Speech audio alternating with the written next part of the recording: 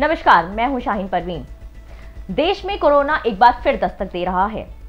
शनिवार को 13,993 नए मामले देश में सामने आए हैं, जो पिछले 22 दिनों में सबसे बड़ी संख्या है।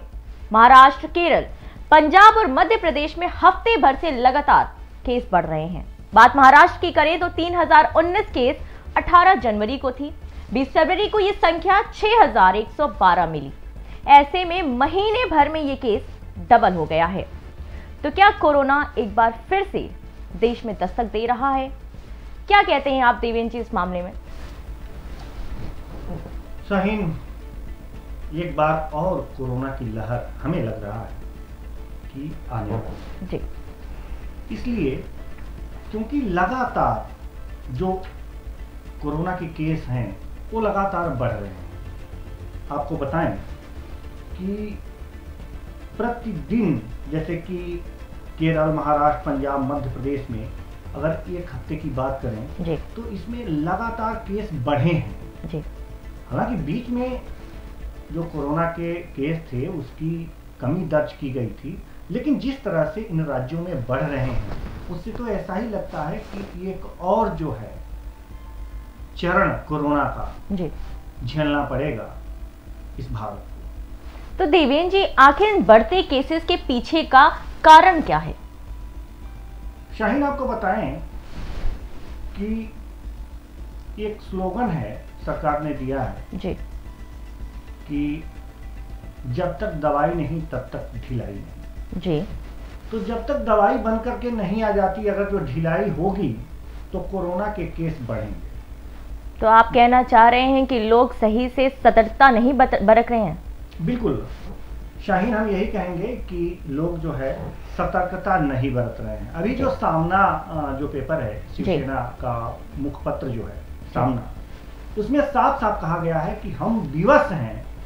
अगर इसी तरह से केस बढ़ते रहे जी, तो हम विवश हो जाएंगे कि हम लोकल लॉकडाउन लगाना पड़ेगा महाराष्ट्र में।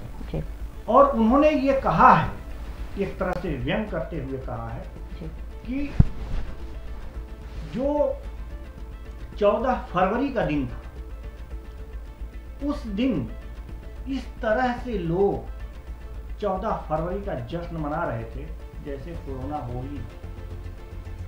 उस दिन सोशल डिस्टेंसिंग लोग भूल गए, मास्क चेहरे पे नहीं था। अगर इस तरह की बातें होंगी तो निश्चित ही है कि कोरोना बढ़ेगा। और महाराष्ट्र में इस समय सबसे ज्यादा है। 1305 जो बिल्डिंग्स हैं उसे सील कर दी गई है और इस तरह से करीब करीब 71,000 लोग बिल्डिंग में बंद हैं। तो ये स्थितियां ये दिखा रही हैं कि जो हम लोग ढिलाई बरत रहे हैं, जो ढिलाई है हम लोगों की, एक आम आदमी की, जो सावधानियां बरतनी चाहिए, मास्क लगाना चाहिए, सैनिटाइजर का उपयोग करना चाहिए, सोशल डिस्टेंसिंग का पालन करना चाहिए, वो अब नहीं हो रहा है। अगर आप महाराष्ट्र की बात कर रहे हैं तो आपने अभी कहा कि 13,005 घर वहां पे सील हैं। तो जो लोग जी माफ कीजिएगा, बिल्डिंग्स वहां पे सील्ड हैं, जो लोग वहां पे बंद हैं वो बंद ही हैं। तो आपके हिसाब से क्या वैक्सीनेशन सबसे पहले वहां भेजनी चाहिए? मेरे हिसाब से तो महाराष्ट्र में सबसे पहले वैक्सीनेशन का काम होना चाहिए। और जहां ज्यादा है, सिर्फ महाराष्ट्र में ही नहीं, जहां ज्यादा है और जहां ये बिल्डिंग जहां फैले हुए हैं कोरोना के केस ज्यादा और जो बिल्डिंग सीज हैं, उनमें वैक्सीनेशन का काम होना चाहिए मेरे हिसाब से। क्योंकि जहां ज्यादा बढ़ रहे हैं वहां सबसे पहले हो जाए तो बेहतर होगा। ये महाराष्ट्र के साथ साथ पंजाब की बात करें तो टेस्टिंग पे आते हैं हम। यहाँ पे टेस्टिंग की बात हो रही है कि टेस्टिंग में काफी कमी पाई गई है। तो अगर ये कमियां नहीं होती तो क्या होता? जैसी बात है कि अगर जो टेस्टिंग की कमी पाई गई, जैसा कि आपने कहा कि महाराष्ट्र में 50% टेस्टिंग घटी है जी। और टेस्टिंग घटने का मतलब ये है कि आंकड़े आपको पूरे नहीं मिलेंगे। जितना ही टेस्ट होगा उतने ही मरीज आपको ज्यादा दिखेंगे। हालांकि टेस्टिंग कम है, फिर भी नए केस 100% बढ़ गए। वहीं पंजाब की अगर जो बात कर लें तो 35% टेस्टिंग वहां पे घटी है और कोरोना के मरीज भी 43% नए केस आए हैं। तो इस तरह से देखिए, टेस्टिंग तो अगर जो यहाँ होता तो आंकड़े अगर घटे नहीं होते और उसी तरह से टेस्टिंग होता तो आंकड़े और कुछ नजर आते। हो सकता है कि 1.5 गुना हो जाता। ये 100% जो बढ़े हैं उससे भी कुछ अलग आंकड़े आते और ज्यादा आते। यानी कि आप यह मान कर चलिए कि महाराष्ट्र में जो आंकड़े दिखाई दे रहे हैं उससे कुछ ज्यादा ही हैं और ये स्थितियां गंभीर हैं। पंजाब में जो आंकड़े हैं वो जो दिखाई दे रहे हैं उससे कुछ ज्यादा ही वहां पे मरीज हैं और ये दोनों ही स्थितियां जो है ये घबराने वाली हैं और ये कह सकते हैं कि चिंता बढ़ाने वाली हैं। महाराष्ट्र और पंजाब के बाद अगर हम लखनऊ की बात करते हैं तो शनिवार को यानी कि कल 24 घंटे में 16 मरीजों की पुष्टि हुई है। इससे अधिक है, 16 से ज्यादा भी हैं।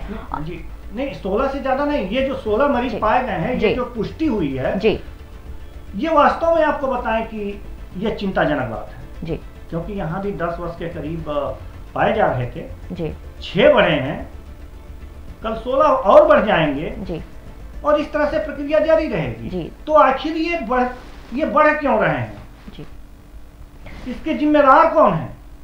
तो आखिर इस पे अंकुश कैसे लगाया जा सकता है? ये सब सोचने वाली बात। तो इसके हिसाब से लखनऊ हो गए, महाराष्ट्र, पंजाब, ऐसे बहुत से राज्य हैं जो फिर से एक बार कोरोना की चपेट में आ रहे हैं, जो कि बहुत ही चिंताजनक विषय बात है। बिल्कुल चिंताजनक बात यह भी है कि देश में 24 घंटे में 101 लोगों की मौत हुई है।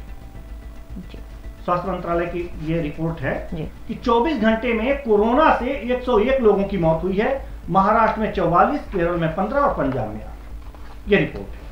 यानी कि अब जो है स्थितियां थोड़ी सी असामान्य सी होती जा रही हैं। सावधानी की जरूरत है, बेहद सावधानी की जरूरत है। अगर जो कोरोना से जो मौत हुई है जिन लोगों की, अगर उनके आंकड़ों पे नजर डालें तो 1,56,212 लोगों की मौत हो चुकी है कोरोना से अब तक। और एक्टिव मामलों की बात की जाए तो 1,75,634 लोगों के हैं अभी भी जी। और हम मौत के आंकड़े की बात कर रहे हैं तो अगर जो राज्यवार इसको देखा जाए तो महाराष्ट्र में 51,713, तमिलनाडु में 12,451, कर्नाटक में 12,287, दिल्ली में 10,897, पश्चिम बंगाल में 10,242 और उत्तर प्रदेश में 8,712 और आंध्र प्रदेश में 7,116 लोग इस कोरोना की वजह से अपनी अंतिम सांसें ले चुके हैं, स्वर्ग सिधार गए हैं।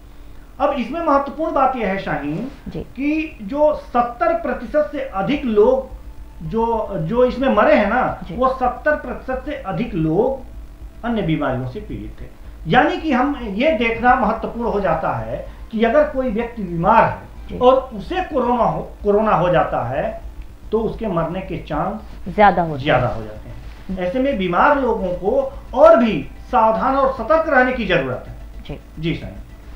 बीमार लोग हो गए या फिर जो उम्र दराज लोग हैं जिन्हें ऐसी बीमारी जैसे शुगर की बीमारियां होती हैं, वो लोग ऑलरेडी किसी न किसी बीमारी से पीड़ित चल रहे होते हैं, तो उन लोगों में ज़्यादा सतर्कता होने की ज़रूरत है। तो देवेन जी, कुल मिला के हम ये कह सकते हैं कि इस वक्त एक बार फिर से कोरोना शायद वापस लौट कर आ रहा है और हमें ज़्यादा से ज़्यादा सावधान रहने की ज़रूरत है, मास्क पहनने की ज़रूरत है, सैनिटाइज़र यूज़ करने की ज़रूरत है। हमें ऐसा कोई काम नहीं करना है जिसकी वजह से एक बार फिर से 2020 की तरह लॉकडाउन लौट कर आए। फिलहाल आज के लिए इतना ही, मुझे दीजिए इजाजत, नमस्कार।